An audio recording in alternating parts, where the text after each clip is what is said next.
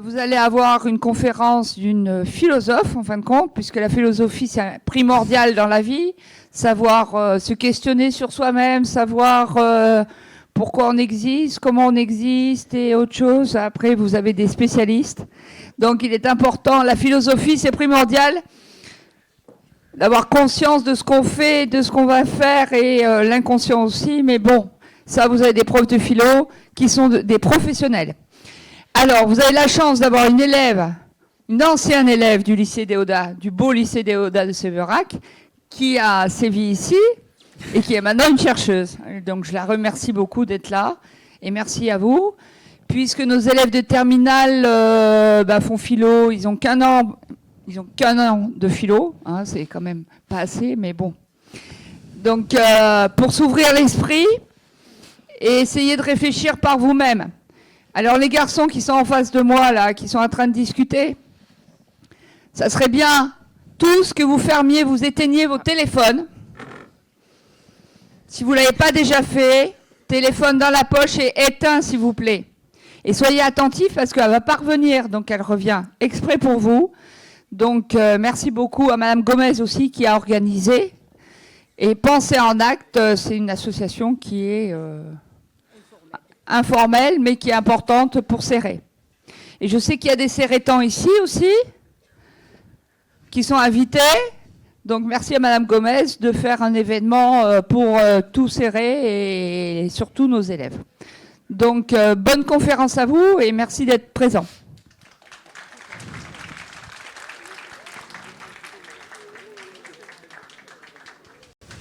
Alors, ce que vous ignorez, c'est que cette journée se fait notamment grâce à Jean Barsac. Depuis 20 ans, les élèves de Céré peuvent comme ça bénéficier de conférences prestigieuses avec des personnes qui, gentiment, bénévolement, acceptent de rencontrer les élèves pour leur montrer un ailleurs qui sera peut-être le vôtre demain. Aujourd'hui, c'est Milena et je la remercie. Merci. Bonjour à toutes et à tous. Oui, vous m'entendez ? Et donc, je vais commencer par me présenter. Donc, je suis Milena Suarez-Castillo et donc je viens avec pas mal de casquettes. Alors, il se trouve que je suis administratrice de l'INSEE. Donc, ça veut dire que je suis dans un corps de hauts fonctionnaires qui a vocation principalement à travailler au sein de ce qu'on appelle le service statistique public, donc dont la tête de pont, c'est l'INSEE, donc l'Institut national de la statistique et des études économiques. Et donc, il y a vocation à produire de l'information quantitative, de la connaissance chiffrée, statistique, pour éclairer à la fois le débat public et le citoyen, et aussi le décideur. Donc, dans des champs assez vastes, donc l'INSEE, c'est plutôt les champs économiques, démographiques. On connaît le par exemple, on produit le produit intérieur brut, le chiffre de la croissance, le recensement aussi, vous avez peut-être été recensé, vos familles et logements ont été recensés. Et j'occupe actuellement des fonctions au sein du ministère de la Santé, donc au sein de l'adresse, donc pour couvrir l'ensemble des champs du domaine social. Il y a ce qu'on appelle des services statistiques ministériels, donc un petit peu des INSEE dans chaque ministère. Et donc moi, j'exerce au sein du ministère de la Santé, sachant que l'adresse couvre les domaines à la fois santé et solidarité. Donc de la production de chiffres autour, donc en ce qui concerne la santé, de l'accès aux soins, des ressources des établissements de santé, plutôt côté solidarité sur la redistribution, le handicap, enfin tout un tas de domaines sur lesquels on produit des chiffres et des études. Donc à la fois on produit ces chiffres-là et puis on les analyse et on diffuse donc à destination de tous gratuitement sur de différents supports. C'est cette connaissance. Et il se trouve que j'ai aussi eu, et donc j'ai passé 6 ans à l'INSEE, ça fait 2 ans que je suis au ministère de la Santé, donc je suis avant tout fonctionnaire, je fais partie d'un service public, et il se trouve que j'ai aussi, et ça c'est aussi en lien avec les activités de l'INSEE, une activité de recherche. J'ai soutenu une thèse, j'ai publié plusieurs articles dans des revues internationales à comité de lecture, qui souvent étaient des émanations des études que je faisais dans le cadre de l'INSEE, donc qui ont toujours eu un pendant grand public un peu plus vulgarisé. On verra un exemple dans la conférence. Donc je viens un peu avec toutes ces casquettes Pourquoi je pense pour vous présenter un peu aussi un parcours. Je pense qu'à votre âge, j'avais pas forcément l'idée, enfin, je ne savais pas vraiment que tout ça existait. Hein. Donc, bon, j'espère que je saurai vous transmettre un peu d'enthousiasme pour ces questions-là. Je pense que les statistiques, ça peut paraître un peu austère. Et donc, je vais peut-être commencer du coup par donc, par vous dire aussi que si je suis là, c'est pas seulement pour ça. Je pense que j'ai été invitée, pas seulement pour cet aspect d'expertise ou pour vous parler de tout ça, et notamment dans mes travaux de recherche qui portent sur le lien entre santé et environnement, et plus spécifiquement sur le cas de la pollution de l'air,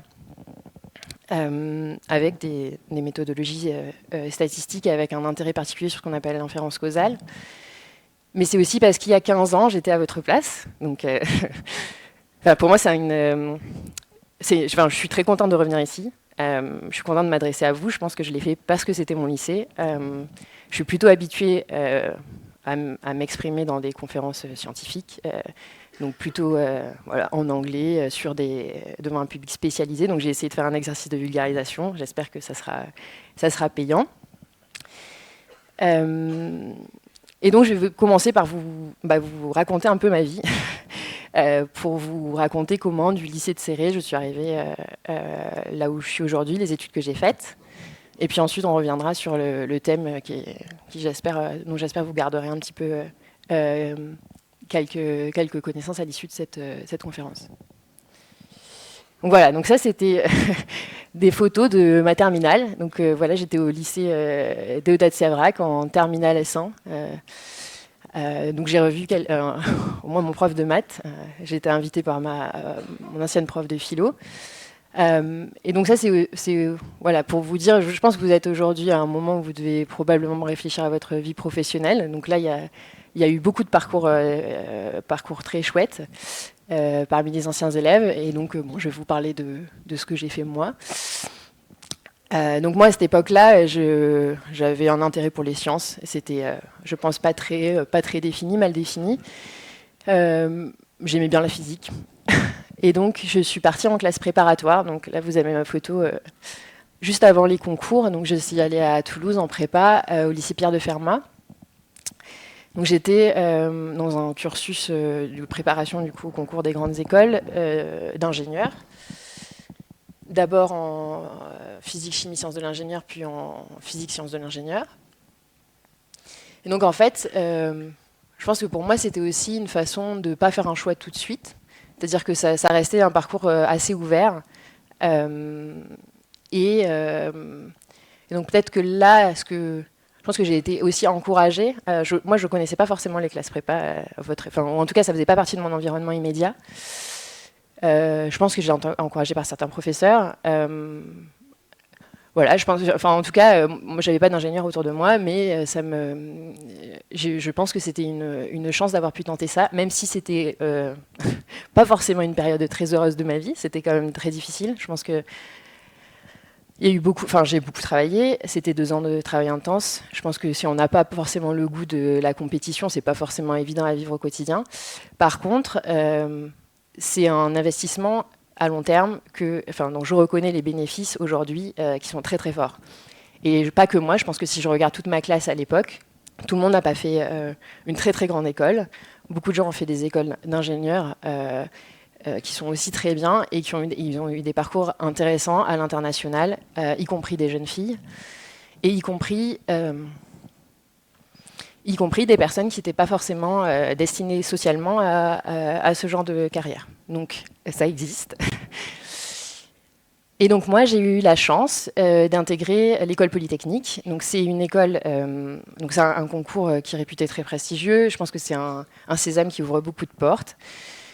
C'est une chance dans la vie, je pense. Et ça ouvre, donc c'était aussi une façon de repousser un peu le choix de ce que j'allais faire. Ça ouvre énormément de portes, des parcours dans la haute fonction publique. Donc c'est ce que j'ai choisi. Mes camarades de promotion, il y en a beaucoup qui ont monté leur propre entreprise, qui ont choisi aussi la recherche et l'enseignement. Donc c'était assez. Donc c'est une formation très généraliste où on peut faire beaucoup de choses. On a accès à des professeurs de très haut niveau. Et donc, c'est extrêmement riche. Donc là, c'est aussi pour vous dire que les grandes études, ça peut être aussi... Enfin, c'est très enrichissant. Hein. Il y a aussi... je pense que c'est aussi c'est aussi des rencontres. C'est aussi pour ça que j'ai mis cette photo de ma promotion. Donc, on est en uniforme. C'est aussi rigolo. Comme ça, vous me voyez avec un bicorne. Voilà, donc ça c'était moi à 20 ans, et ce que ça a représenté aussi pour moi, c'est que donc là j'étais indépendante financièrement, donc on est financé à ce moment-là, et puis j'avais le choix, hein, franchement, j'avais le choix de ce que j'allais faire. Et donc qu'est-ce que j'ai choisi de faire? Donc ça c'était les quelques années d'études qui ont suivi mon entrée à Polytechnique. Donc j'ai fait un an de master en Angleterre, à l'université de Cambridge,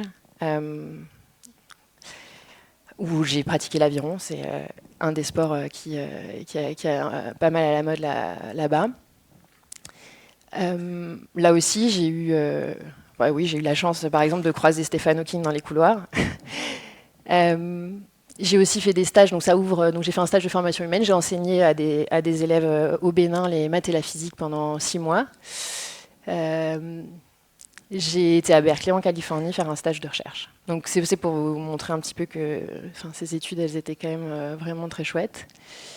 Et puis donc là, il y a un saut un peu dans le temps, entre-temps. Donc ouais, peut-être que là, à ce moment-là, j'avais choisi une spécialité maths appliquée, une mineure en économie. Je pense que c'est à peu près à ce moment-là que je me suis dit qu'une carrière d'administrateur INSEE, c'était intéressant. Donc c'était ouvert sur le classement à la fin de l'école.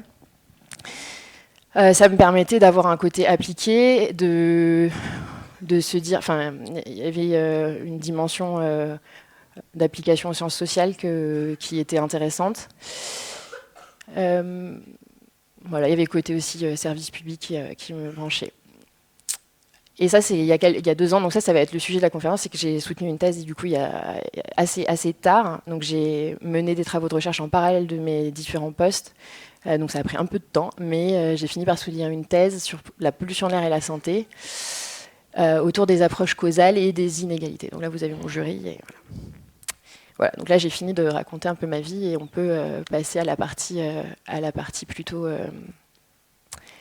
donc le lien entre santé et environnement que peut la statistique, donc ce qui était annoncé pour la conférence.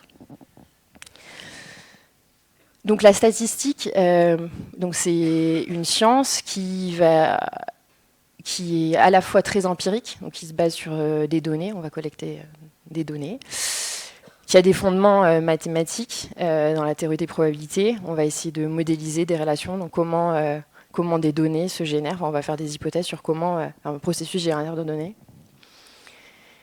C'est aussi donc une science qui est en appui de beaucoup de disciplines, donc que ce soit l'économie, la statistique, l'économie, la démographie par exemple, l'épidémiologie, on va en parler là, dans les slides qui viennent. Et puis c'est aussi donc un outil de connaissance, et c'est aussi un outil de gouvernement. L'étymologie de statistique, statis, ça vient d'état. Donc c'est tout ça à la fois. Et donc on peut un peu se demander, voilà, qu'est-ce que vient faire la statistique dans la question sur santé et environnement. Hop. Donc je vais déjà peut-être distinguer 2 grands champs d'études.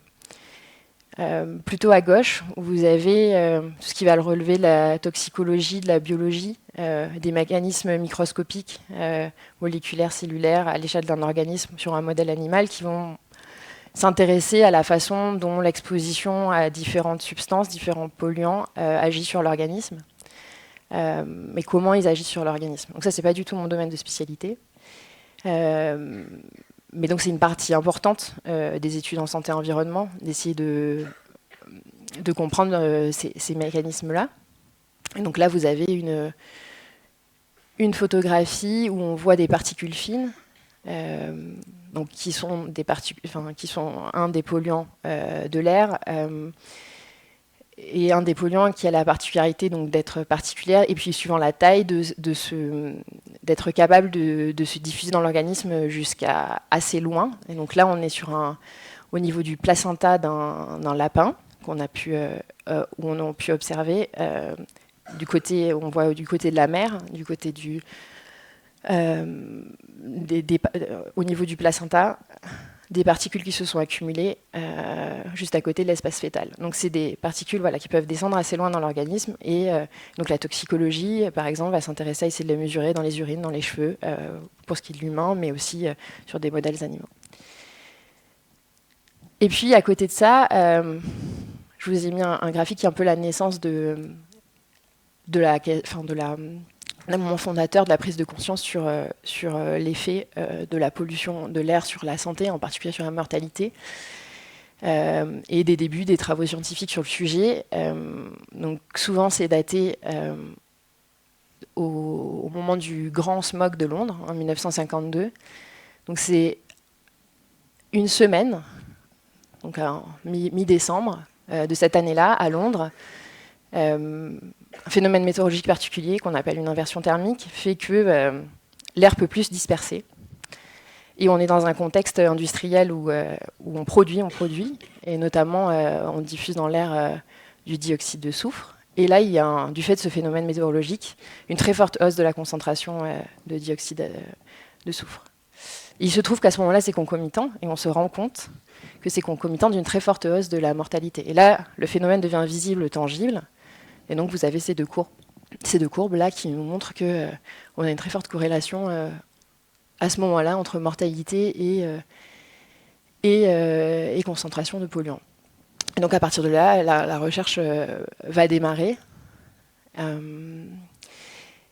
Et donc voilà, donc il y a une origine, on peut voir très clair, et un rôle de la statistique qui va être présent, et donc qui va donner plutôt lieu à de la recherche, plutôt dans le champ épidémiologique. Et puis par ailleurs, il y a des réflexions qui sont assez transdisciplinaires sur la causalité, qui vont notamment être assez importantes en économie, où on va essayer de se demander comment on peut démontrer, comment on peut prouver avec des données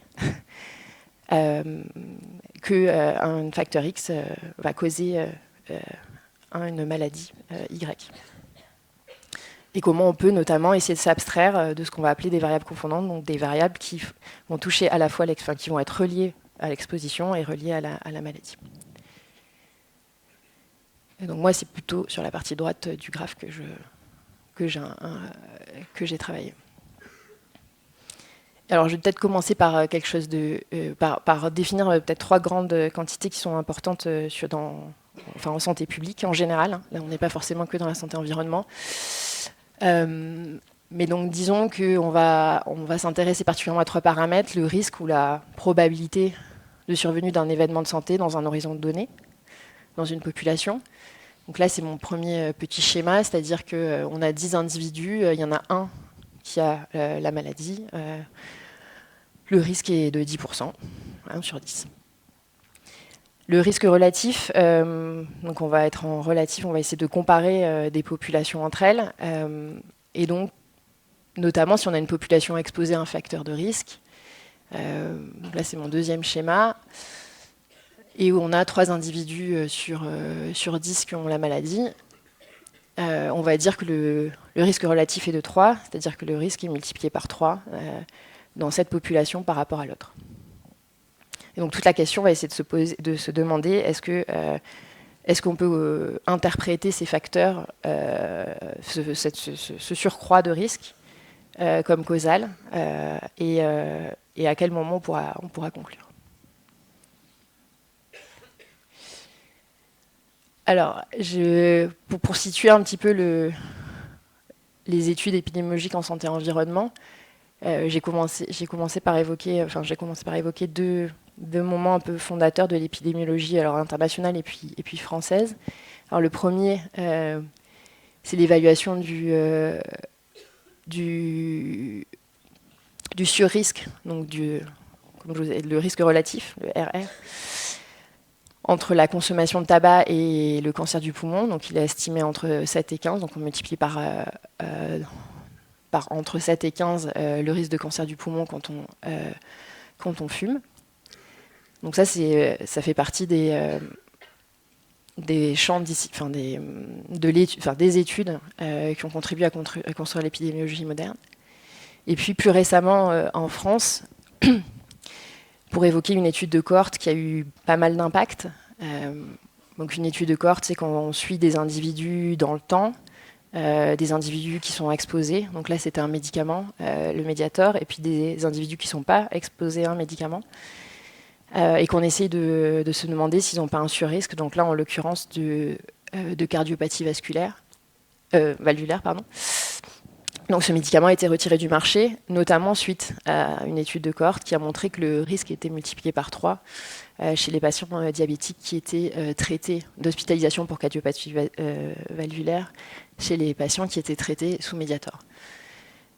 Donc voilà, dans l'épidémiologie contemporaine, on a des surrisques qui sont de cet ordre-là, quoi. C'est entre 3, 7, 15. Mais c'est aussi... Et donc, si je vous mets par rapport à ça, ce qu'on sait aujourd'hui sur les surrisques liés à la pollution de l'air, à la fois donc, dans des études plutôt de court terme, donc là c'est issu de mes travaux, et puis dans des études plutôt où on essaie de s'intéresser un peu plus à long terme, parce qu'il y a vraiment cette question de temporalité dans l'exposition à la pollution de l'air, on a des chiffres qui peuvent paraître beaucoup plus petits. Donc que ce soit pour la mortalité journalière, par exemple une hausse de 2% de la mortalité journalière, qu'on a une augmentation de 10 microgrammes par mètre cube d'exposition aux particules fines, sachant que ce n'est pas énorme, 10 microgrammes par mètre cube. En tout cas, un rythme journalier, c'est assez faible. Et aussi d'hospitalisation en urgence chez les jeunes enfants.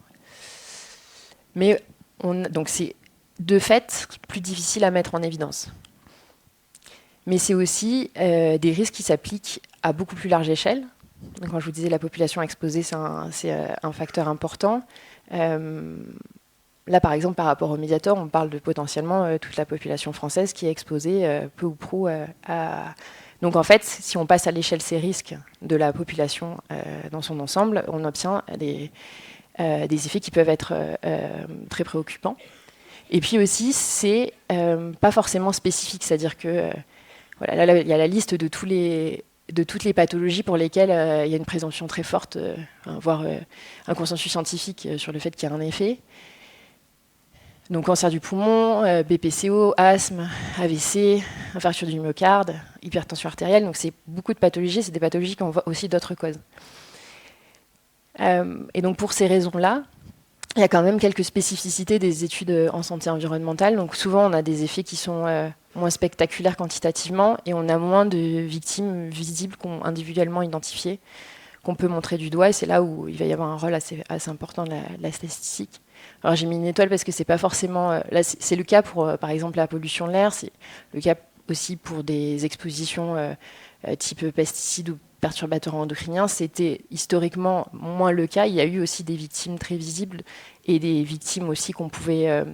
et avec des pathologies signatures, donc, qui étaient aussi plus faciles à mettre en évidence, dans le cas, par exemple, de l'amiante. Et dans le cadre aussi, donc, qui sont plutôt des expositions professionnelles et de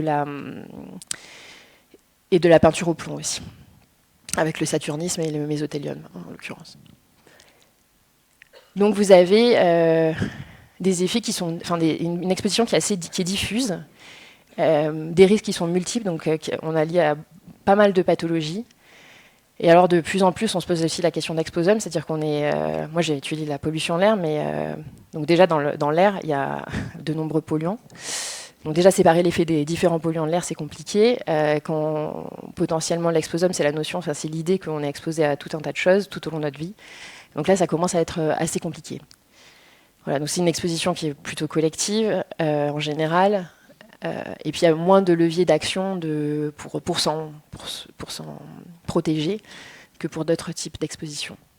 On a aussi des données qui sont souvent plus parcellaires, donc c'est difficile de mesurer, notamment même pour la pollution de l'air, à niveau individuel, à quoi on est exactement exposé tout au cours de sa vie. C'est assez difficile. On a recours plutôt à des mesures globales au niveau des communes, par exemple. sachant qu'on sait qu'il y a des variations importantes au sein même d'une même commune en fonction de la proximité avec certaines sources d'exposition. Voilà. Et donc il y a un rôle aussi important historiquement des études sur des données observationnelles et donc de la statistique dans ce domaine-là.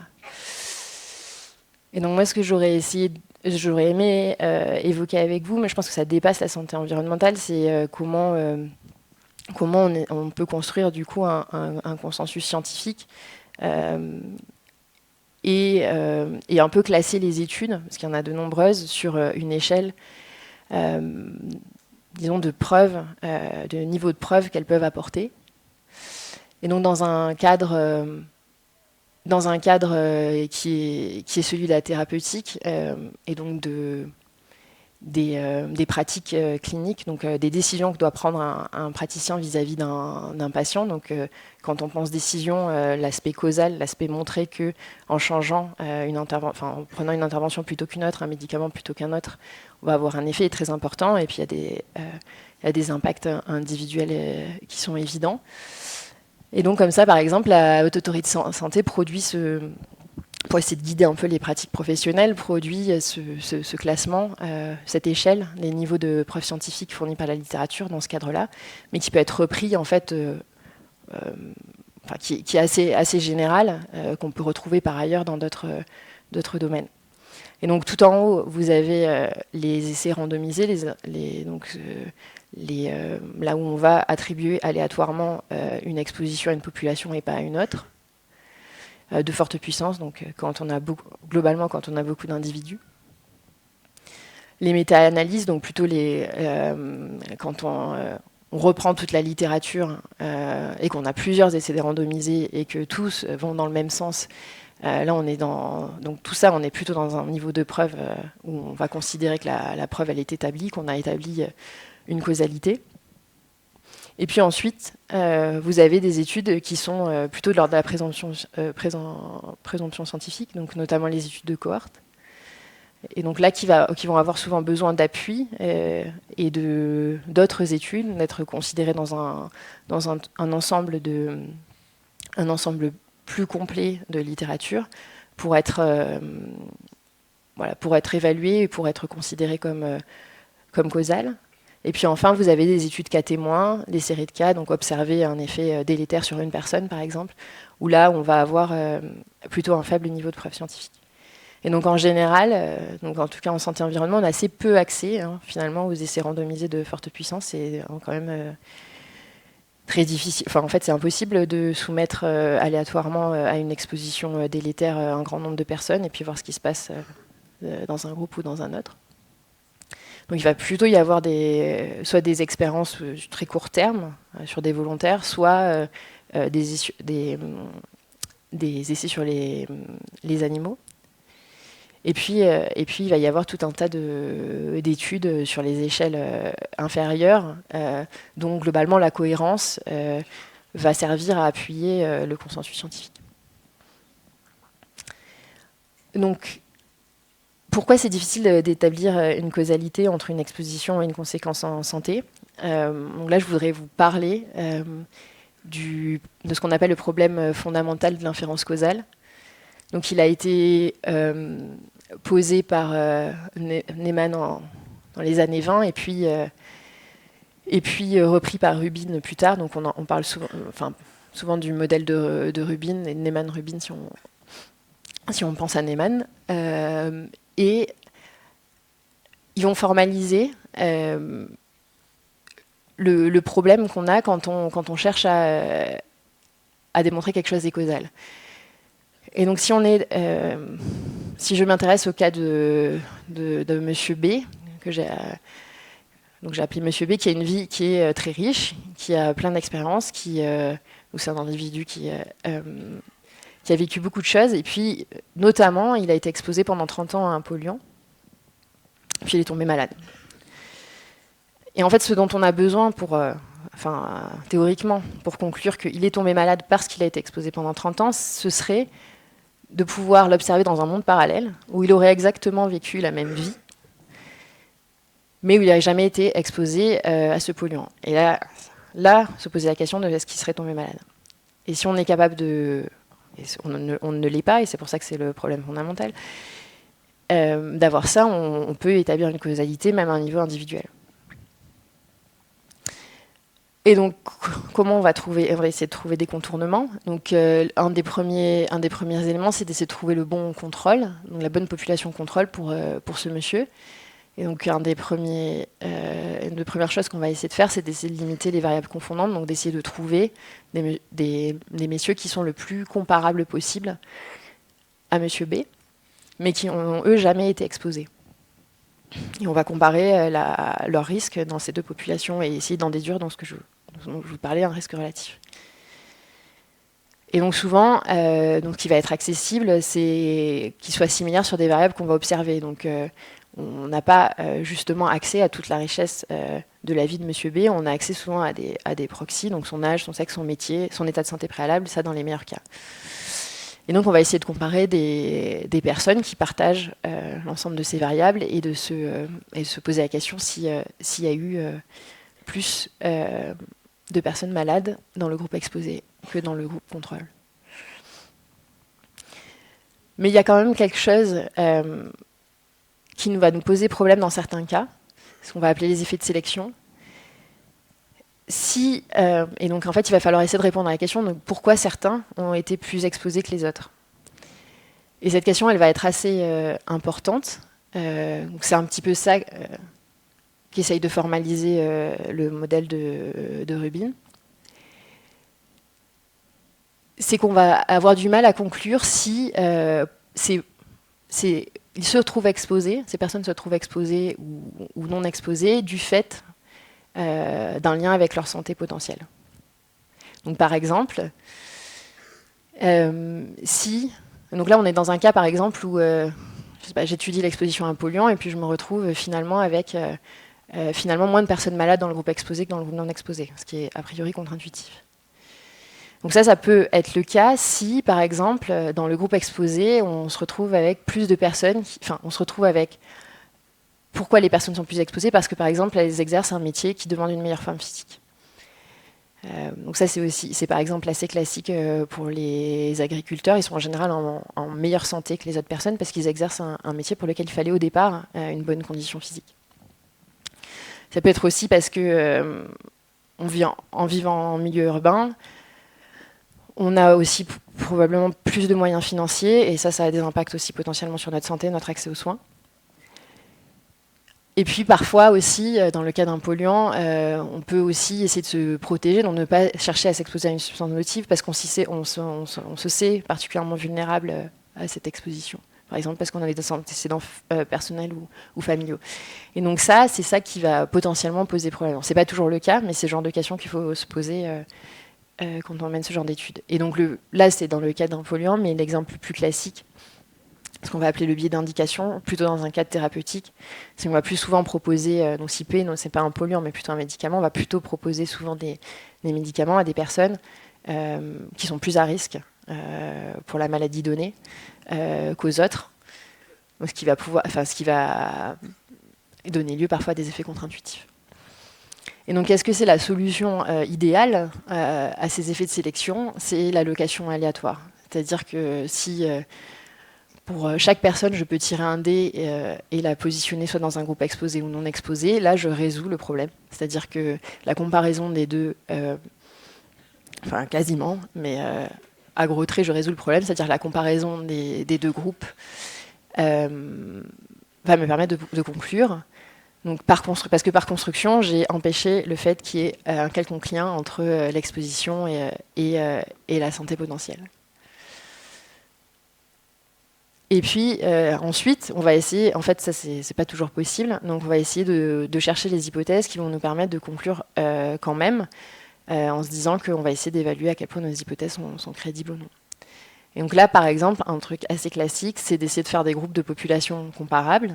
Donc là, c'est mes ronds vert, rouge et bleu, dans lesquels on a à la fois des personnes exposées et non exposées, faire l'hypothèse qu'au sein de ces strates de population-là, le fait d'être exposé ou non, finalement, ça ne va pas être lié forcément au gain qu'on va attendre ou ou au contraire à l'effet négatif qu'on va attendre de ces personnes-là. Et donc ça peut parfois poser problème quand, par exemple, on n'a que des exposés dans un groupe. Mais donc là, l'inférence causale va être valide sous certaines hypothèses. Et donc moi, ce que j'aimerais faire dans la suite, c'est donc de dérouler en fait un certain nombre d'études qui ont du coup un niveau de preuve finalement décroissant, avec de plus en plus d'hypothèses nécessaires pour interpréter le lien observé comme causal, et puis en balayant un certain nombre d'études en santé et environnement. Donc d'abord en lien avec la pollution de l'air, et puis ensuite plutôt en lien avec l'exposition aux pesticides. Donc une étude qui est, je trouve, assez marquante, parce qu'aussi elle commence à pointer vers des effets potentiellement intergénérationnels. C'est donc celle-ci, donc elle a été publiée en 2015, donc elle date déjà pas mal. Et donc là, on s'autorise à prendre des lapines enceintes et à les exposer pour une partie. Donc là, on est dans un cadre expérimental contrôlé, à des moteurs diesel. Et donc dans une certaine mesure, donc plusieurs jours par semaine, plusieurs heures, et comparer l'issue de ces grossesses chez des lapines exposées à des lapines non exposées. Et on va aller encore plus loin, c'est-à-dire que les enfants de ces lapines exposées, on va leur faire avoir elles-mêmes des enfants, et essayer de se poser la question de est-ce qu'il y a des effets sur la génération suivante. Et donc ce qu'on trouve, donc quand on s'intéresse, au moment de la grossesse de la première génération, la croissance du fœtus est altérée sur au moins 2 paramètres sur les 6 qui ont été observés, donc notamment sur la taille du fœtus. Donc a priori, ça a un rôle ça altère la croissance fœtale. Donc on observe une taille de la tête qui est moins forte, un flux ombilical qui est moins forte. À la naissance, c'est le cas aussi pour l'abdomen, donc plusieurs mesures biométriques qui sont moindres, et un certain nombre donc de pistes de mécanismes, donc avec moins d'insuline et moins d'une certaine hormone dans le plasma du fœtus, qu'on peut observer. Et sur la génération 2, c'est moins clair, c'est-à-dire qu'on a la même taille, on a une biométrie des fœtus qui est égale, mais on a un certain nombre de marqueurs qui sont différents. Et donc là, sans aller, donc cette étude, elle ne va pas jusqu'aux conséquences, qu'est-ce que ça veut dire exactement pour ces générations-là, mais elle montre quand même qu'on peut avoir des effets jusqu'à 2 générations, donc ce qui peut interpeller. Et donc là, ces études-là, elles vont être très importantes pour comprendre les mécanismes, essayer de les décomposer.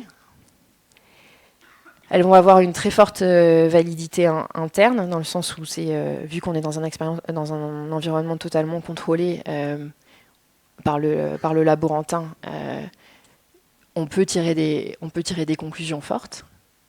Là, on a un rôle de la statistique qui est plus limité, hein.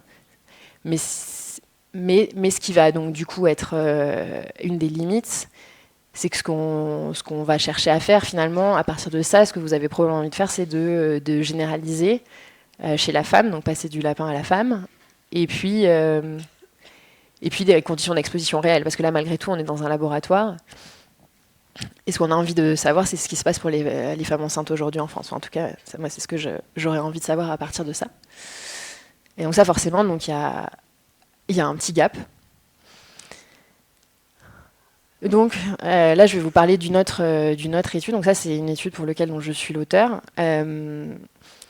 Et là, c'est une approche un peu originale, donc ça fait partie des choses que j'ai faites dans ma thèse, où on va essayer d'avoir recours à ce qu'on a appelé des quasi-expériences ou des expériences naturelles, donc se dire qu'on n'est pas dans le laboratoire, mais que dans la vie réelle, parfois, il y a des conditions qui font qu'il y a un aléa qui est créé vis-à-vis de l'exposition qu'on va chercher à exploiter.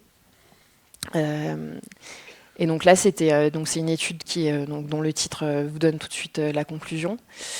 Donc plus exposés à la pollution de l'air, les jeunes enfants des ménages modestes, plus fragiles de fait, sont les plus affectés. Donc c'était une étude du coup qui portait sur les inégalités de santé en lien avec la pollution de l'air. Et donc qui a été publiée par l'adresse et qui fait aussi l'objet d'articles scientifiques par ailleurs. Donc une des quand on se pose cette question des inégalités de santé en lien avec la pollution de l'air, souvent la première façon d'y répondre, c'est de se demander qui sont les plus exposés. Et donc, je vous ai mis une carte de l'exposition aux particules fines de moins de 2,5 micromètres au niveau des communes en France. Donc en 2010, ça a pas, sur la répartition spatiale, ça n'a pas beaucoup bougé, ça a quand même décru beaucoup sur les dernières années en niveau. Et puis une grille de la densité communale, ça pour vous montrer que finalement c'est très lié au fait de vivre dans un environnement urbain. Et donc ce qu'on va observer en termes d'inégalité d'exposition finalement, c'est que là on parle toujours des jeunes enfants et sur une échelle de niveau de vie, on va avoir une surexposition plutôt en bas de la distribution et puis aussi en haut de la distribution. Et pour des raisons un peu différentes, donc en haut de la distribution, c'est plutôt parce que les ménages aisés ont tendance plutôt à vivre en ville. Et puis en bas de la distribution, c'est pour une raison un peu différente, c'est-à-dire que les ménages les plus modestes ne sont pas particulièrement surreprésentés dans les grandes villes. Par contre, quand ils y sont, ils ont tendance à être plus souvent à proximité des sources de pollution. Donc, ce qui vous donne ce gradient-là, et ce qui fait aussi que si on s'intéresse au gradient au sein d'une grande ville, même s'il y a des variantes, on se retrouve plutôt avec un gradient défavorable pour les classes sociales modestes. Mais à l'échelle nationale, ce n'est pas forcément ce qu'on voit. Mais finalement, la question suivante, c'est que si on pense que on n'a pas forcément tous la même vulnérabilité à la pollution de l'air, donc à exposition égale, on ne va pas forcément tous développer les mêmes symptômes. On n'a pas forcément répondu complètement à la question.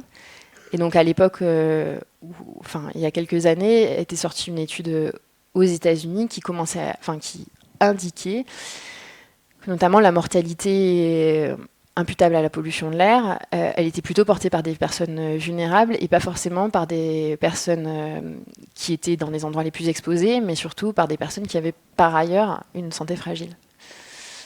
Et donc ça remet un petit peu... ça permet de revoir un petit peu l'hypothèse précédente et donc de se poser plutôt la question de qui c'est qui est le plus affecté quand on a une augmentation de l'exposition. Alors dans ce cadre-là, moi ce que je vous ai dit, c'est que j'avais essayé d'exploiter une quasi-expérience, une expérience naturelle. Donc l'idée, c'est d'essayer d'exploiter des variations aléatoires qui ne sont pas en lien avec les caractéristiques des enfants. Alors pourquoi on va essayer de faire ça ? Pourquoi on ne compare pas directement des enfants qui sont plus ou moins exposés aux particules fines ? Parce que cette exposition, elle est très liée à des variations spatiales qui sont très fortes. Enfin, l'essentiel de la variation, elle provient de variations spatiales qui se confondent souvent avec d'autres facteurs.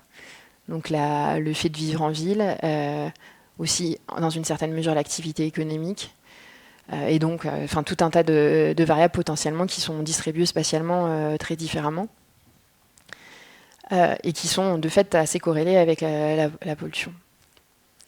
On pourrait aussi essayer d'utiliser des variations temporelles, c'est-à-dire se comparer des cohortes nées d'une année sur l'autre. Là, un des sujets, c'est qu'on a quand même sur la période une tendance à la baisse qui est globale. Et donc c'est plus difficile finalement d'exploiter ces variations-là. On pourrait, ça c'est ce qu'on ferait si on faisait une étude de cohorte, mais l'idée c'était d'aller un peu plus loin. Et donc, ce qu'on utilise dans cette étude, c'est le phénomène d'inversion thermique dont je vous ai parlé au départ, donc ce qui a donné lieu à la prise de conscience en 1952 dans le Grand Smog de Londres. Et donc, ce qu'on va essayer de comparer, c'est des enfants qui sont plus ou moins exposés à des inversions thermiques dans leur première année de vie. Donc, je vous ai mis une photo depuis mon bureau où on voit très nettement une inversion thermique, donc ça arrive assez régulièrement. Et on voit que dans ces conditions-là, la pollution, comme elle est piégée sous une inversion du gradient de température, enfin une discontinuité dans les variables atmosphériques, on se retrouve avec une concentration en polluants qui augmente fortement en dessous. Ça, c'est intéressant parce que... a priori, c'est plus indépendant, c'est mieux réparti spatialement, c'est plus indépendant des caractéristiques observées des enfants. Donc, on a un certain nombre de caractéristiques observées pour lesquelles cette hypothèse tient. Et c'est aussi en capacité de traduire un choc significatif de pollution de l'air. C'est un peu ce qu'on va appeler dans le jargon une variable instrumentale. Et donc, ça permet de construire 2 groupes exposés et contrôle et de se placer dans un cas d'invérence causale, même si on est dans un cadre observationnel. Et donc, les résultats qu'on peut du coup se permettre d'interpréter causalement. Donc déjà sur les effets moyens, parce que donc un des premiers éléments, c'est d'avoir une quantification en moyenne sur l'ensemble des enfants. Et donc là, on s'est intéressé aux hospitalisations en urgence pour bronchiolite, pour asthme, et aussi aux délivrances de médicaments anti-asthmatiques. Et donc pour une réduction d'exposition aux principaux polluants atmosphériques, qui est relativement faible, on obtiendrait quand même un certain nombre de cas évités pour l'ensemble de ces événements, donc qui sont mentionnés ici. Et ce qui nous intéressait particulièrement, c'est d'avoir une estimation de l'hétérogénéité de l'effet. C'est-à-dire que là, pour l'instant, on s'est intéressé qu'à un effet en moyenne. Or, il est assez probable qu'on ne soit pas tous égaux face à ce genre de risque. Et il se trouve que là, je vous passe la partie des analyses de comment on fait ça, mais on peut montrer qu'on détecte des effets, un effet statistiquement détectable pour seulement 10% des enfants. Donc ça voudrait dire qu'on a une concentration assez forte des effets.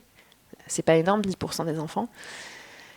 Et ces enfants, ils sont caractérisés par un certain nombre de facteurs de vulnérabilité. Donc, dans un premier plan, parce que c'est aussi ce qu'on est capable d'observer, ils sont plus souvent nés prématurés. Et puis, ils ont aussi plus souvent un niveau de vie plus faible. Et on ne trouve pas forcément là, alors qu'on aurait pu penser que comme ils étaient plus exposés, des niveaux de vie plus élevés. Donc ça, c'était les résultats de cette étude. Donc il y a une validité interne forte du fait de s'être placé dans ce cadre causal, même si, là je vous ai passé toutes les discussions, mais il faut quand même discuter un certain nombre d'hypothèses.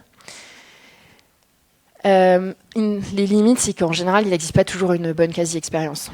C'est-à-dire que là, quelque part, il faut être quand même assez créatif pour trouver des variations qu'on peut exploiter dans ce cadre-là. Et donc ça n'existe pas toujours. Et par exemple, une des limites ici, c'est que l'inversion thermique va avoir un effet sur un ensemble de polluants très différents. Donc on n'est pas capable, en exploitant finalement ce que la variation que la nature nous donne, de distinguer l'effet de différents polluants de l'air. On a cet effet global lié à l'augmentation de la pollution de l'air quand il y a une inversion thermique. Et puis c'est très difficile à mettre en place pour les expositions au long cours. Voilà. Et par contre, du coup, on a l'aspect très positif, c'est d'avoir une estimation en vie réelle sur des données contemporaines. Donc ensuite, là, je vais passer sur des domaines où je ne suis pas du tout l'autrice et je ne suis pas forcément spécialiste, mais c'était pour vous donner des exemples d'études de cas témoins, par exemple, dont on a parlé dans la presse il n'y a pas si longtemps. Et donc là, on est sur une étude qui a été menée par l'INSERM, qui a été financée par l'ANSES, et qui posait la question d'un lien statistique entre le leucémie chez l'enfant et proximité des zones viticoles. Donc c'est un article qui a été publié en 2023, et donc qui est une étude cas témoin. Donc c'est aussi un prétexte pour vous expliquer ce qu'est une étude cas témoin rapidement. Donc là, ce qui a été fait, c'est que les registres nationaux des cancers de l'enfant est exploité pour y récupérer l'ensemble des enfants de moins de 15 ans qui étaient sur la période 2006-2013 qui ont eu une leucémie. Et ça va constituer l'ensemble des cas. Et puis on est allé piocher dans un répertoire national des enfants du même âge, non malades et représentatifs de la population métropolitaine de moins de 15 ans. Et la question que se pose l'étude, c'est est-ce que ces cas, ils ont été plus exposés ou non aux activités viticoles que les témoins? Et suivant 2 dimensions, la distance aux vignes et la densité de vignes autour du domicile. La densité de la surface de vignes autour de l'adresse des enfants, qui était disponible pour les deux populations. Et donc les résultats, si on prend uniquement la distance, il n'y avait pas on ne trouve pas d'association significative. En revanche, pour un certain type de leucémie, on trouve plus de cas proche des zones plus denses en vigne autour de l'adresse. Donc encore une fois, l'effet il est assez modéré. C'est un odds ratio, mais là, on peut le lire globalement comme un risque relatif. Mais n'empêche que, en tout cas, il y a un lien statistique qui existe. Et donc l'étape suivante, si on suit les auteurs, donc là, je vous ai mis leur conclusion en anglais. Ça renforce l'hypothèse que les pesticides associés à la viticulture pourraient être associés avec la leucémie chez l'enfant. Et donc, en termes de validité interne, un des sujets de l'étude, c'est qu'ils n'ont pas été en mesure de mesurer directement l'exposition des enfants. On est sur une exposition très indirecte, donc on fait l'hypothèse que la distance la distance aux vignes et puis la surface des vignes autour, finalement, c'est pour pallier l'absence de données sur l'exposition aux produits phytosanitaires issus des vignes. Donc en fait, c'est une limite. Et puis, il n'y a pas de caractéristiques individuelles des enfants qui sont utilisées dans cette étude. Donc on a juste seulement pour des variables communales. Donc ça fait partie des limites donc de ce type d'études. Néanmoins, ça reste une étude observationnelle sur une population d'enfants en France. Donc, et il y a les limites usuelles des études cas témoins. Donc souvent, ce qu'on reproche aux études cas témoins, c'est de faire une évaluation rétrospective de l'exposition, c'est-à-dire d'avoir des enfants qui sont déjà malades et de se demander qu'est-ce qui leur est arrivé au cours de leur vie d'une façon rétrospective. Donc il y a un sujet de temporalité. Et enfin, pour finir la panoplie des études qui existent, l'étude écologique, bon ça va être souvent celle qui va relever du moins fort niveau de preuve et qui va plutôt être générateur d'hypothèses à confirmer un peu plus tard. Mais là, c'est une étude qui a été publiée très récemment, dont on a parlé dans la presse assez récemment aussi. Donc il y a une progression en France du cancer du pancréas et cette étude relève un lien statistiquement significatif entre incidence locale de la maladie et utilisation locale des pesticides. Donc là, on est sur du coup, à des essais agrégés, on compare plus des individus. C'est aussi pour ça qu'on considère que ces études-là ont un plus faible niveau de preuve, c'est qu'on compare plus des individus entre eux, on compare des territoires entre eux. Donc on va comparer, mettons, Céret le Boulou sur la base de l'incidence de la maladie et de l'utilisation de pesticides. Donc c'est forcément des mesures plus globales, plus limitées.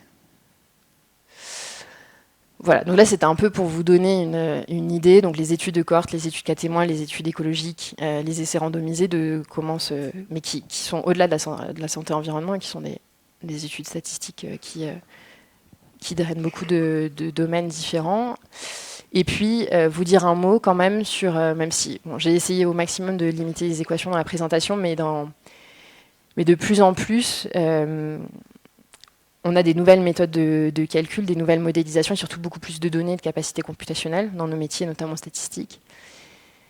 Et donc ça va un petit peu modifier le cadre d'analyse. Donc je vous ai mis une équation de régression linéaire un peu vraiment basique, où Y représenterait la maladie, P représenterait le fait d'être exposé à un polluant ou non, par exemple, et bêta, c'est ce qu'on va essayer. C'est un effet moyen, du coup, dans notre modèle. X, c'est des variables de contrôle, donc type l'âge, le métier, le sexe. Alpha, ça va être le coefficient associé à ces variables de contrôle, et epsilon, en termes d'erreur. Et donc, très classiquement, on va essayer de fitter une courbe sur ces deux paramètres à estimer. On a des données sur YP, X, et on cherche à estimer alpha et bêta. Et on a un échantillon de taille n.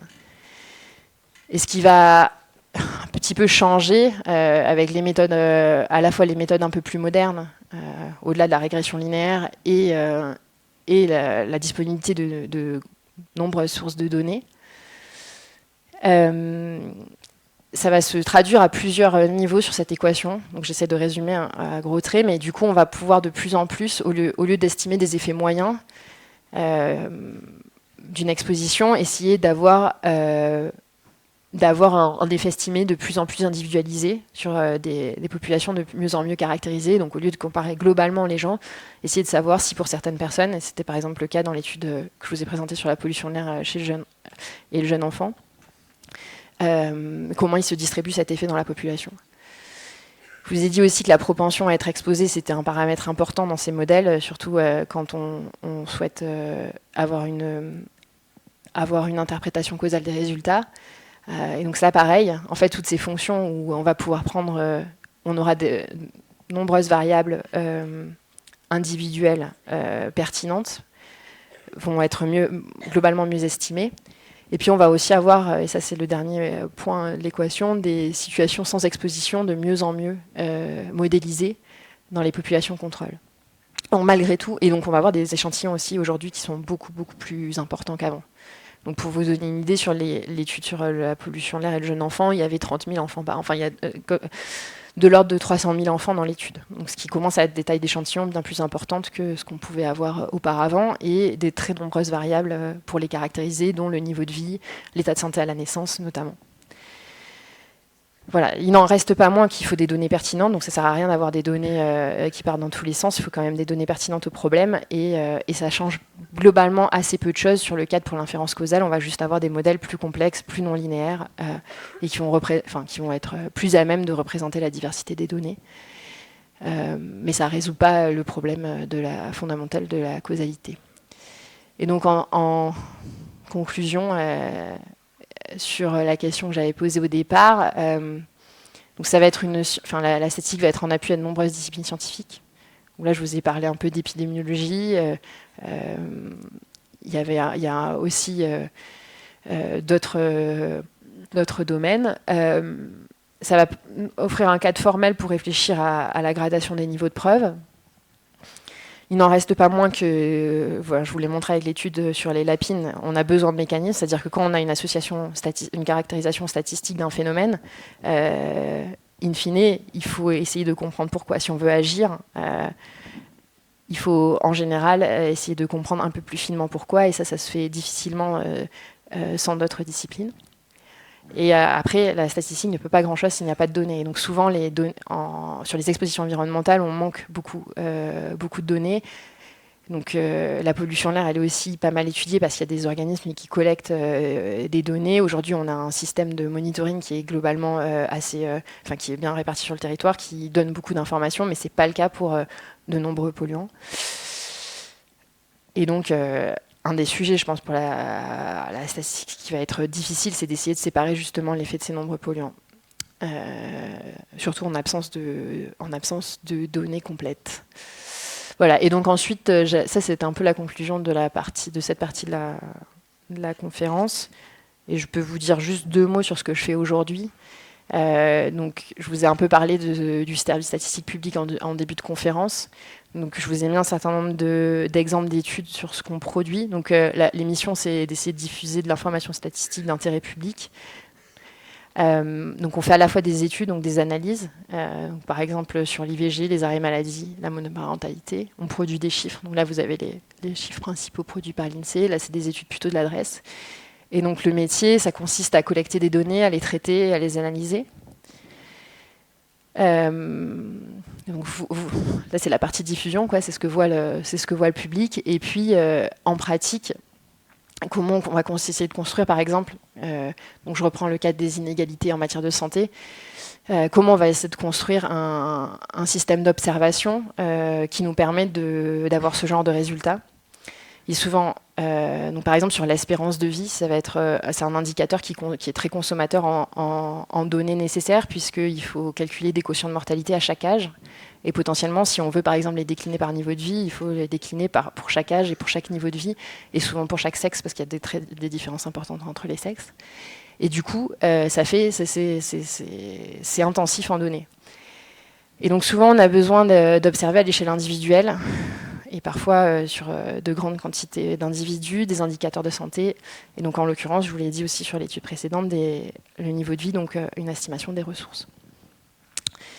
Et donc pour ça, il faut collecter des données pertinentes. Et donc historiquement, la statistique publique s'est beaucoup appuyée sur des enquêtes, donc souvent de très gros échantillons.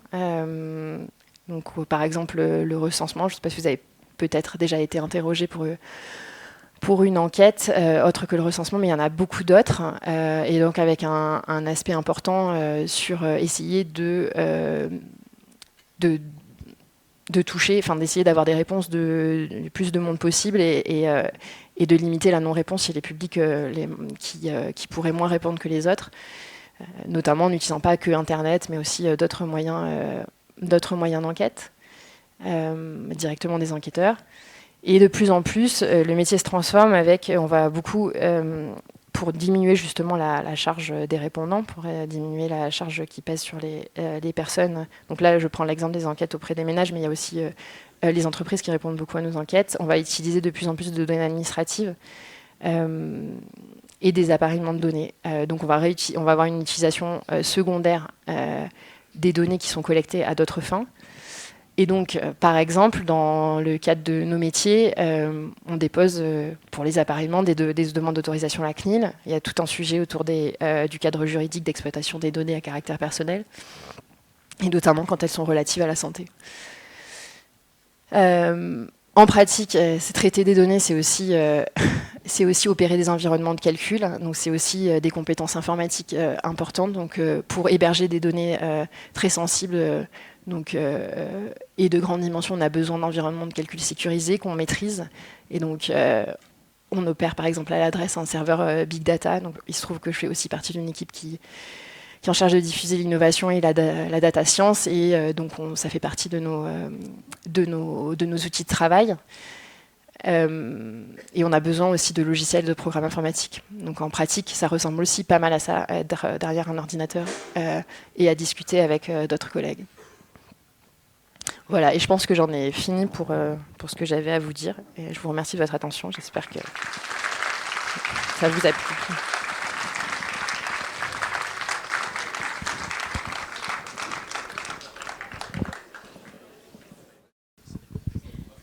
Je vais essayer d'être claire, je suis désolée. À la suite de vos recherches, vu que vous voyez tout ce qui se passe, par exemple au niveau des pesticides avec les enfants, est-ce que vous mettez des choses en place pour, par exemple, prévenir les communes ou des choses comme ça? Alors du coup, au niveau, pas au niveau de mon administration, pour le coup, nous, on est plutôt en charge... Nous, on ne pilote pas de politique publique. On fournit de l'information. Et il y a aussi d'autres instances comme l'ANSES ou d'autres institutions qui sont en charge de produire l'expertise. Et en général, ceux qui produisent l'expertise ne sont pas ceux qui vont derrière décider et mettre en place des choses. Peut-être à l'exception de Santé publique France, qui fait à la fois des études et qui a aussi des grandes campagnes de prévention. Mais non, du coup. En tout cas, pas moi dans mon travail. Ouais.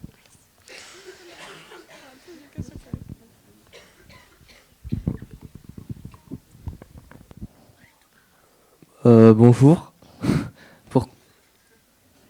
Bonjour. Bonjour. Pourquoi avez-vous voulu faire de la statistique? Enfin, c'est quoi qui vous a amené à ça? Je pense qu'il y avait... ça a été assez progressif. Qu'au départ, j'aimais bien les maths appliquées. Je pense que j'ai trouvé ça assez ludique, la théorie des probabilités, enfin les lancers de dés, calculer les chances ce que je vous ai essayé de vous expliquer sur les risques relatifs, etc. Je pense que ça me plaisait bien. Et la statistique, je le voyais comme une façon d'appliquer ce cadre un peu formel à des problèmes concrets, un peu réels. J'ai eu un très bon cours de stats. Je pense que c'est assez tard en fait qu'on enseigne les statistiques. Pour le coup, moi, c'est arrivé au niveau L3, M1, donc assez tard même dans un parcours de maths appliquées. Après, je pense qu'en plus aujourd'hui, c'est hyper vivant. Je pense qu'il y a beaucoup de réflexions qui se rejoignent et qui s'insèrent avec les questions sur l'intelligence artificielle. Et les modèles d'apprentissage statistique. Enfin, il y a la matière historique et la statistique plutôt ancrée dans les probas, et puis il y a ces nouvelles méthodes qui arrivent, je pense, qui vont beaucoup nous impacter dans l'avenir. Donc c'est intéressant de savoir comment ça fonctionne aussi, quoi. Donc voilà, pour ces raisons-là, je pense. Mais bon, c'était assez progressif. Je pense que le choix de travailler pour l'INSEE, il est assez tardif. Mais voilà, c'était le souhait d'avoir une application un peu concrète d'une matière qui me plaisait au départ. Et puis bon, après on construit un parcours aussi en fonction des différentes expériences qu'on a. Et ça m'a amené au fur et à mesure aussi plutôt vers la santé. Mais bon, ça pourrait changer plus tard, je sais pas. En tout cas, j'aime bien cette idée que ça peut justement me faire toucher des domaines très différents. Et c'est aussi ce cadre-là du service statistique public me permet de me dire que j'ai des portes aussi ouvertes dans d'autres ministères par cet intermédiaire-là, qui peut être appliqué finalement à beaucoup de sujets, quoi.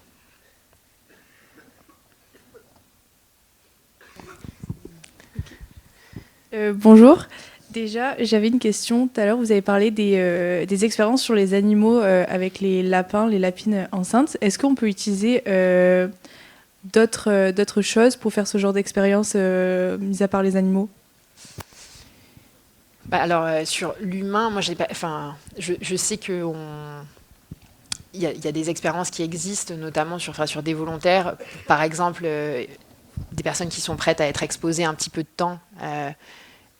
Et ensuite, on mesure un petit peu leur capacité respiratoire, leur capacité pulmonaire, mais vraiment à très court terme. Ça existe. Il y a aussi des expériences qui essayent, justement, pour des questions éthiques, de non pas soumettre à de la pollution, mais essayer au contraire, proposer un environnement sain et d'essayer par déduction, essayer de mesurer un effet. Mais en général, les expérimentations dans ce cadre-là, elles sont sur du court terme, forcément. Forcément, les participants ils sont volontaires, ils font ça pour la science, ils n'ont pas non plus 20 ans à nous offrir, quoi. Voilà.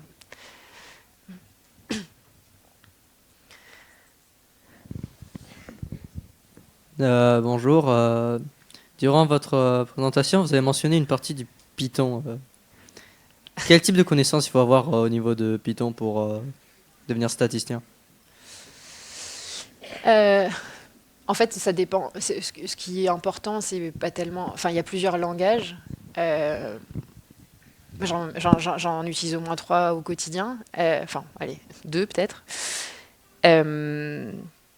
Je pense qu'effectivement, Python, c'est... j'ai appris, du coup, vous étudiez Python au lycée maintenant, c'est ça? C'est bien. Déjà, avoir un peu une vision algorithmique et savoir écrire des boucles, des petites fonctions, c'est un peu la base. Et après, on peut écrire... c'est un langage qui ouvre à la fois... sur l'analyse de données, mais aussi sur toute une partie de développement d'applications. Donc, c'est quand même assez riche. Et donc, ça couvre quand même toute la palette des outils statistiques, même si je pense qu'il y a un autre langage qui est R, qui est lui plus développé dans la communauté des statisticiens, notamment sur des méthodes un peu plus classiques. Mais plus on va vers la data science et plus Python prend le dessus assez largement. Donc aujourd'hui, ces deux langages coexistent, quoi. Et de plus en plus, je pense qu'il va falloir être capable de passer d'un langage à l'autre dans ce genre de métier.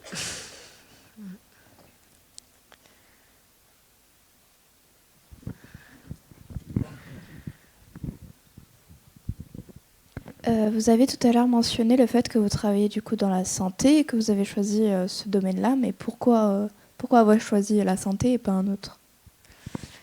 Alors du coup, ça fait 2 ans. Je pense que je le trouve je trouve que c'est un domaine qui a particulièrement du sens. Hein. Je pense que on a tous envie d'être en bonne santé. C'est quelque chose qui compte vraiment beaucoup, qui est peut-être pas assez mis en avant. Je pense que ma mère est médecin aussi, ça peut peut-être aider et expliquer un petit peu. Et je pense que dans le champ des possibles, dans les sciences sociales, il y a une partie qui est à l'INSEE qui est plutôt sur la démographie. Et donc en ministère, globalement, c'est quand même plutôt la santé. Mais après, potentiellement, je me fixe pas sur ce domaine-là pour longtemps, mais c'est sûr qu'en ce moment, c'est là où c'est ça qui me plaît bien, quoi.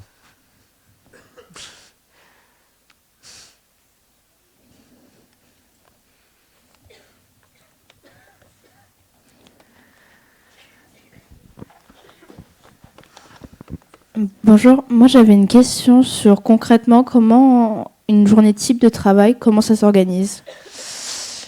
Alors, il se trouve qu'aujourd'hui, je suis responsable adjoint dans une équipe, donc je participe à des travaux statistiques, mais j'encadre aussi des travaux statistiques, donc on est une douzaine. J'ai des réunions techniques, donc on va essayer de, autour d'un problème précis, discuter avec ceux qui sont chargés de faire des analyses de données. J'ai une partie aussi, je programme moi-même, j'essaie de garder un certain niveau technique, donc je continue à développer. Je vous ai montré des photos de l'environnement Big Data, là, donc je passe aussi une partie de mon temps à développer des analyses moi-même. Une partie de mon temps à lire beaucoup aussi, à la fois ce que produisent les équipes, mais aussi la littérature, essayer de s'inspirer de ce qui se fait ailleurs, essayer de rester informé. Et donc ça occupe assez facilement une journée. Il y a aussi des présentations extérieures. Les travaux, on les présente. Alors parfois, alors ça c'est plus ponctuel, mais je peux intervenir dans des séminaires. Dans nos métiers, ça arrive aussi de parler à la presse.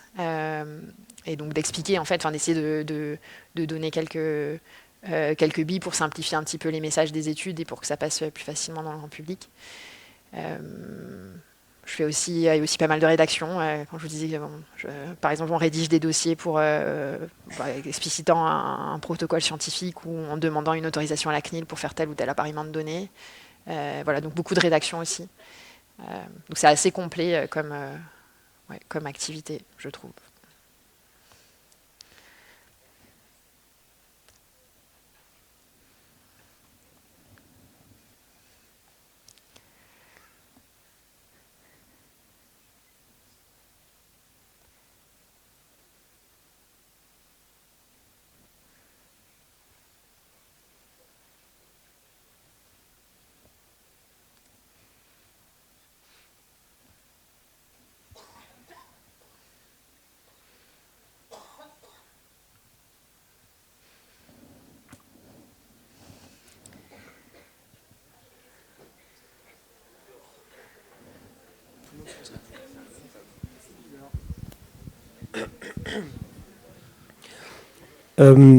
Est-ce qu'il y avait des métiers qui vous intéressaient en parallèle avec votre métier?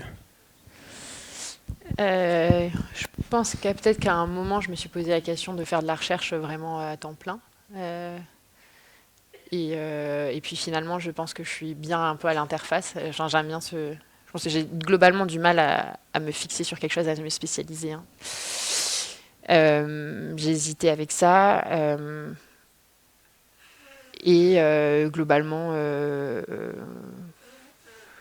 je pense que c'est à peu près tout, quoi. Et après, oui, non, c'est à peu près tout.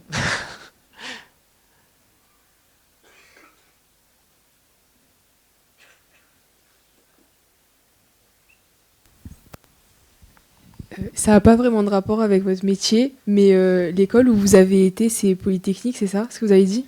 Oui. Et vous faites quoi en fait dans cette école? C'est quoi les matières qu'on y apprend, qu'on y étudie? Alors, au début, c'est très généraliste. Alors déjà, on démarre par 6 mois de ce qui s'appelle la formation humaine et militaire. Donc, c'est là, dans ce cadre-là, où moi j'ai enseigné au Bénin. Il y a une partie des élèves qui partent dans la marine, qui intègrent l'armée pour 6 mois. Ensuite, la deuxième année, c'est très généraliste, c'est-à-dire que on doit choisir quand même quelques grandes matières, mais on a quand même un cursus très vaste. Donc moi, j'ai fait de la biologie, des maths, de la physique. Mais bon, on peut aussi faire de l'informatique. Enfin, il y a vraiment... l'idée, c'est qu'au départ, on ne se spécialise pas beaucoup. Et là, on fait un stage de recherche ou un stage d'application. Non, un stage d'application d'abord. Oui, moi là, j'avais été au musée du Louvre. C'était comme c'est un stage de 2 mois, c'est pas forcément. Enfin, c'était aussi pour découvrir autre chose. Ensuite, il y a une année où là, on se spécialise. Et là, on choisit vraiment une majeure, une mineure. Et donc là, c'est là où moi, j'ai choisi maths appliquée en mineure économie. Donc c'est ça qui prépare plutôt à l'INSEE. Là, je pense qu'à ce moment-là, en fait, commence à se préciser un parcours. Et enfin, il y a une dernière année où on choisit une école d'application. Donc là, c'est censé être la fin de la spécialisation. Donc soit c'est une école d'ingénieur comme l'ENSAE, par exemple, ça c'est vraiment pour la statistique. ou un master à l'étranger, qui est censé finir de nous spécialiser dans un domaine. Et donc là, c'est globalement assez ouvert dans les domaines de la science, mais aussi, ça va aussi à l'entrepreneuriat, la gestion. Il y a vraiment beaucoup de possibilités, mais en général, c'est quand même dans les domaines scientifiques.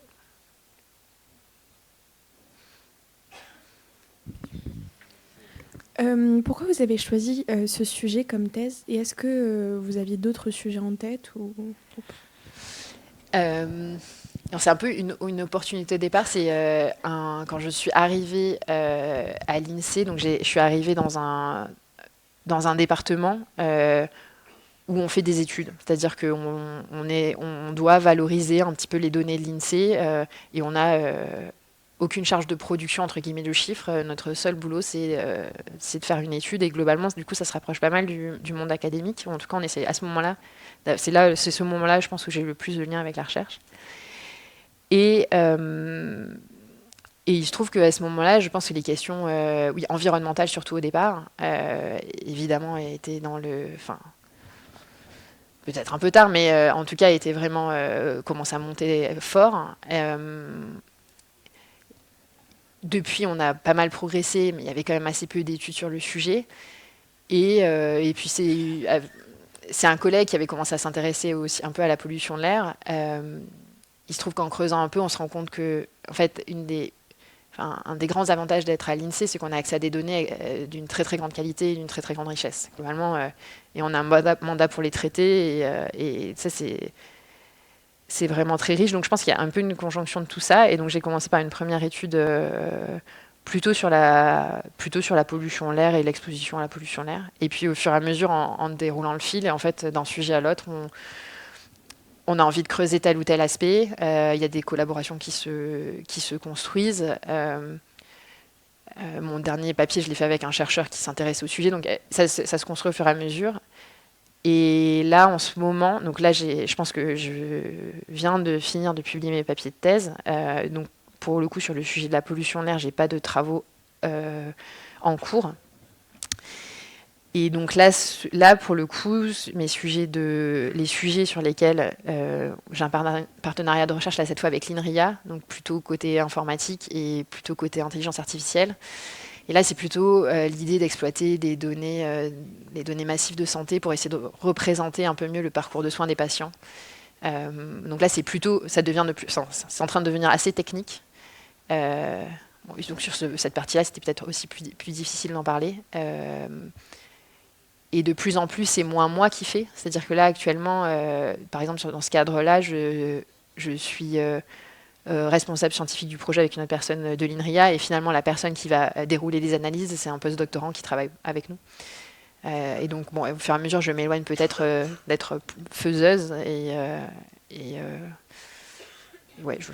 ce qui est aussi assez chouette.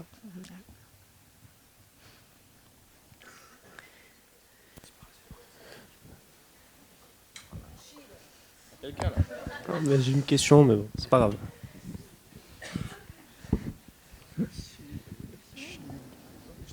J'y vais ? Ok. Donc en fait, ma question, elle peut paraître un tout petit peu indiscrète, mais elle ne l'est pas. Vous avez notamment mentionné le fait que vous étiez fonctionnaire de haut niveau. Donc voilà la question. Combien pourrait toucher une administratrice à l'INSEE par mois? Je pense que c'est public en fait. Enfin, je pense que pour le coup, les grilles sont publiques. Donc, si vous vous renseignez, je pense que vous pouvez tout à fait trouver ce genre d'informations. Actuellement, avec l'ancienneté, mais ça fait déjà 8 ans, je touche de l'ordre de 5 000 € par mois. Voilà. Ça vous voit.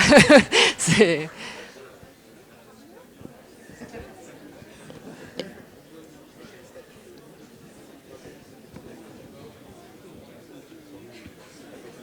Du coup, vous avez parlé de l'IA à 2 reprises, mais quel est le lien entre les statistiques et l'IA? Quel est l'enjeu de l'IA dans la statistique? C'est une très bonne question. C'est un paradigme un peu différent, mais qui trouve des sources. Enfin, c'est quand même deux matières qui se parlent, hein. Enfin, ça dépend de quel. Enfin, bon, l'IA, ça recouvre vraiment beaucoup de choses. Je pense que dernièrement, on en entend beaucoup parler au titre de l'IA générative, ce qui, pour le coup, n'a pas beaucoup de rapport avec ce que je fais et avec, disons, les statistiques qu'on peut faire sur des données tabulaires classiques.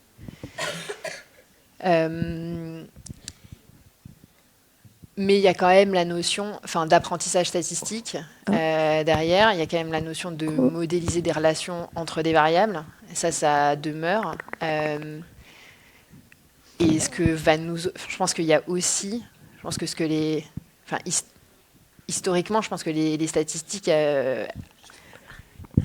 manipulaient aussi moins de données. Je pense que ce que va changer aussi... c'est la quantité de données, je pense, qui va aussi changer, qui change d'échelle, hein, entre les deux domaines. Mais de plus en plus, les postes de statisticiens publics sont aussi vendus comme des postes de data scientist. Donc il y a une vraie convergence. Alors, je ne sais pas si je réponds bien à la question, mais ça va être souvent, je veux dire, un modèle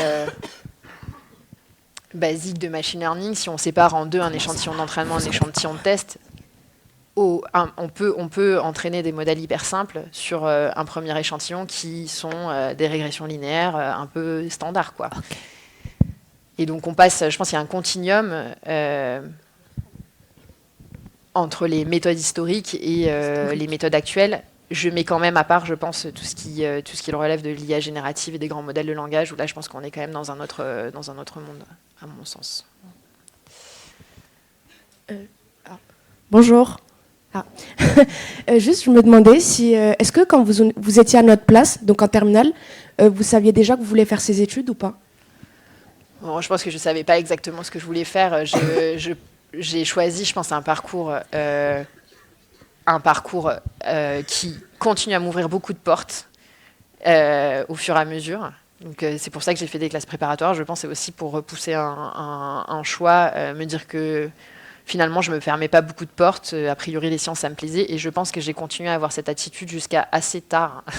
C'est-à-dire que même aujourd'hui, je pense que le fait de travailler dans la statistique et de se dire que que finalement, c'est des outils qui peuvent se transposer dans plein d'endroits, c'est aussi une façon de me laisser une grande liberté de choix et de pouvoir passer d'un domaine à l'autre et d'être légitime pour le faire. Avoir quand même une expertise à ramener, de l'économie à la santé. Et donc non, je pense que j'ai fait des choix un petit peu au fur et à mesure en fonction de ce qui me plaisait à l'instant T. Et je me retrouve là, en regardant en arrière, je pense que on peut y trouver du sens. Je pense que j'y trouve un peu de sens, mais c'est forcément quelque chose qui se construit, qui s'est construit en tout cas pour moi très itérativement. Bonjour. Alors, c'est une question assez simple, mais que je trouve importante. C'était quoi votre principale motivation pour le métier que vous avez fait? Ça veut dire hors la statistique que vous aimez, etc.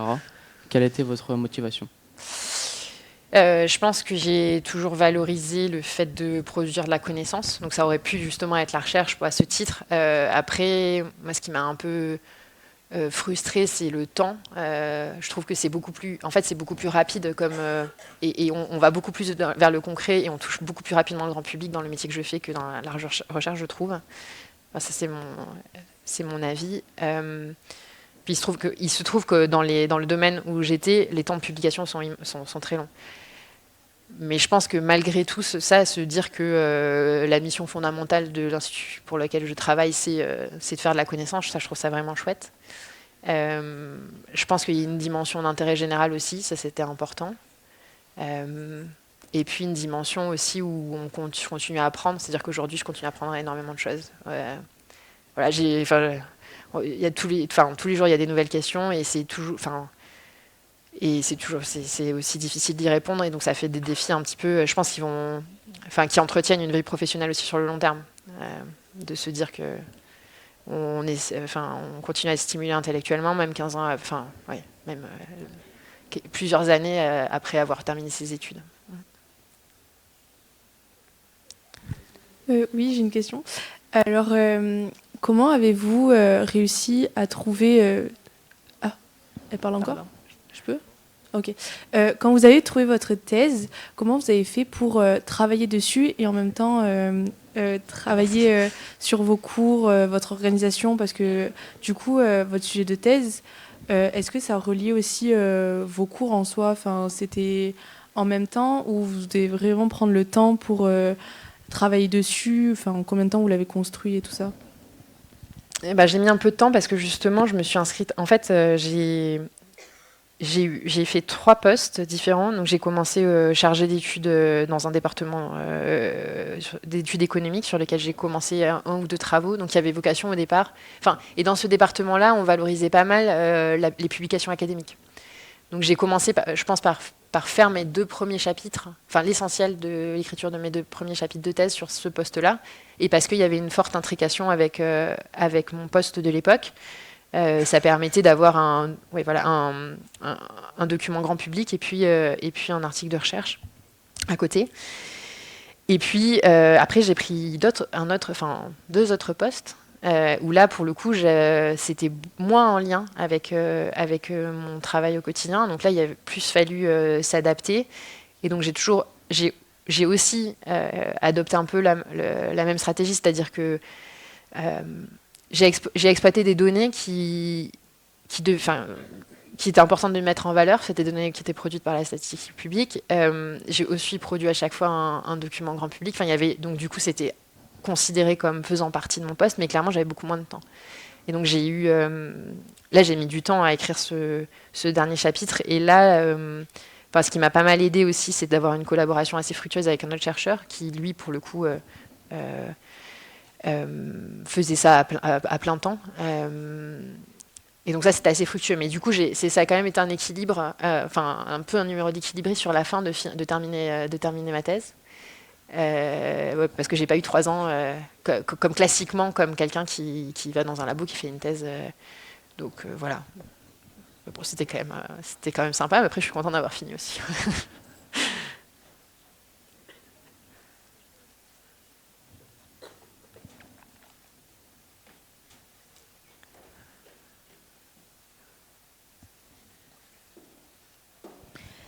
Êtes-vous satisfaite et heureuse de votre parcours, de tout ce que vous avez fait, de votre parcours, de votre métier, de vos ambitions? Êtes-vous heureuse et satisfaite de ce que vous avez fait ou vous auriez souhaité faire autrement ou quelque chose un petit peu différemment? Oui, non, moi, globalement, je suis épanouie dans mon travail. Hein. Je pense que sinon, je ne serais pas venue vous en parler. Oui. Après, je ne sais pas. Après, j'imagine qu'on peut toujours viser d'autres choses, mais en tout cas, aujourd'hui, ça correspond à ce que j'ai envie de faire et ça me plaît au quotidien, quoi. Donc,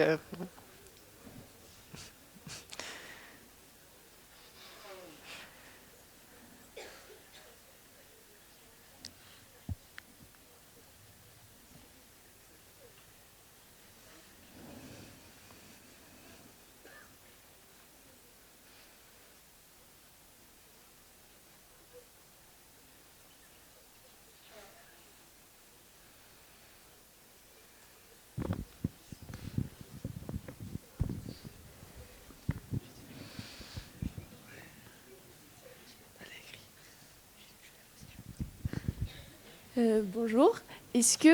Donc ma question, elle concerne le plan émotionnel de votre travail. Est-ce que vous trouvez ça frustrant de juste le caractère passif en fait de juste travailler avec des chiffres, ou au contraire, est-ce que c'est plutôt gratifiant de voir que la publication de ces chiffres peut influencer les politiques publiques? Je pense que ça dépend un peu des caractères. Moi, ça me convient comme position d'être dans une position de production de la connaissance et justement pas forcément piloter les politiques publiques. Et après, à charge décideur de la démocratie de faire son travail, quoi. Mais oui, j'imagine que c'est sûr que si on est plus dans l'action, c'est pas forcément même si, franchement, il y a quand même une charge opérationnelle qui est non négligeable, hein, parce que pour arriver à produire ce genre d'études, il y a quand même, il faut mettre en place des projets au long cours, il faut collecter des données. Enfin, ça se fait pas du jour au lendemain et c'est pas juste. Ça peut être opérationnellement assez intense. et demander d'orchestrer tout un certain nombre d'acteurs. Après, c'est sûr que peut-être que certaines, enfin, ça plaira plus à certaines personnes d'avoir une position beaucoup plus active, d'être plus proche du décideur. Je pense que dans ma promotion, il y a des personnes qui ont été en cabinet ministériel, qui avaient un accès du coup à la décision publique beaucoup plus direct. Moi, c'est pas forcément ce que j'aurais souhaité. Mais...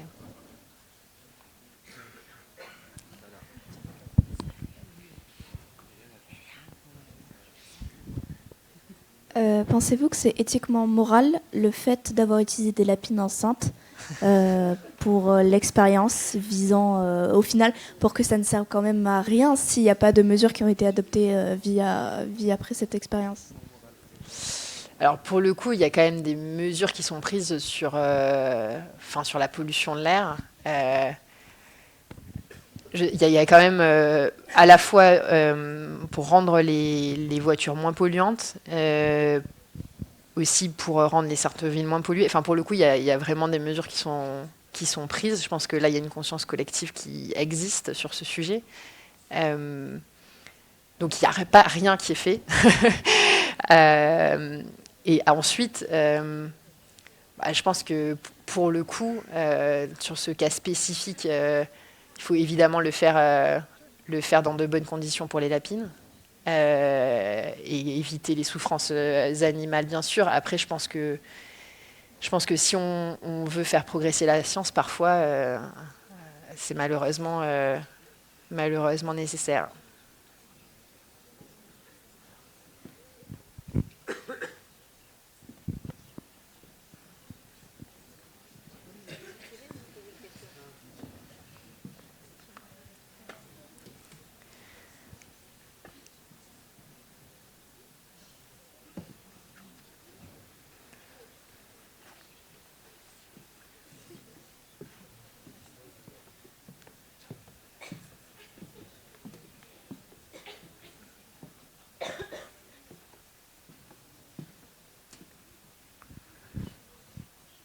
S'il n'y a plus de questions.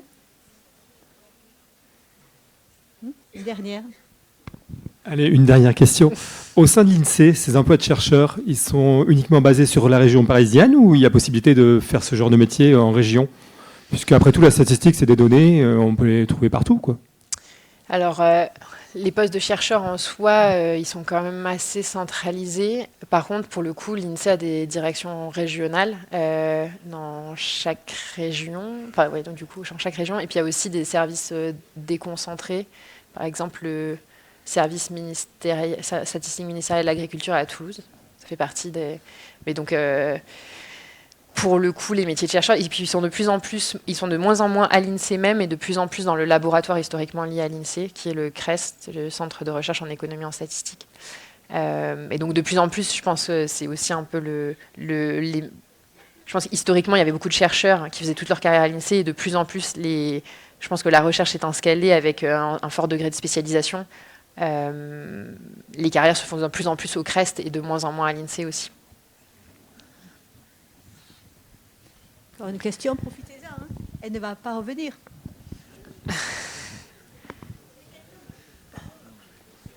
Combien d'heures par jour ou par semaine vous travaillez environ? Pas mal. Pas mal. Je pense que moi, je fais un peu du zèle. Hein. Je pense qu'il y a aussi une partie de ces travaux qui sont... la partie recherche, la partie vouloir faire une thèse, etc. Ça, c'était pas forcément dans mes fiches de poste, donc j'ai aussi pris du temps personnel. Mais oui, beaucoup, je pense. Mais ça, ça dépend un peu du niveau d'implication de chacun. En tout cas, c'est pas lié... disons que mon manager direct ne m'oblige pas à faire des heures supplémentaires. Et là, ouais. Et puis là, en ce moment, je suis bien ralentie par le fait d'avoir un bébé. Donc, de toute façon, j'ai des contraintes horaires maintenant. Donc, donc, je fais un peu moins de zèle qu'avant.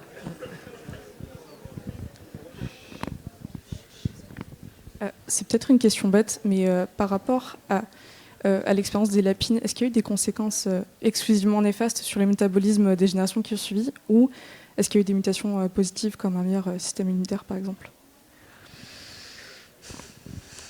C'est une question un peu ouverte, quoi. Moi, j'aurais tendance là, pour le coup, je ne suis pas spécialiste. Mais ce n'est pas vraiment ce que concluait l'article que j'ai lu. Hein. Mais bon.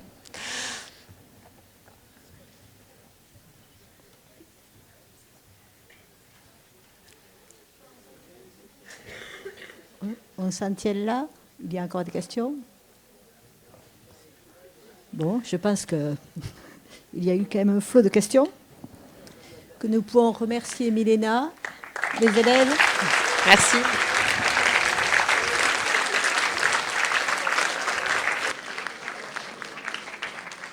Alors, d'un point de vue pratique, les élèves repartent avec le professeur qu'ils ont entre 11h et 12h. L'appel est fait devant...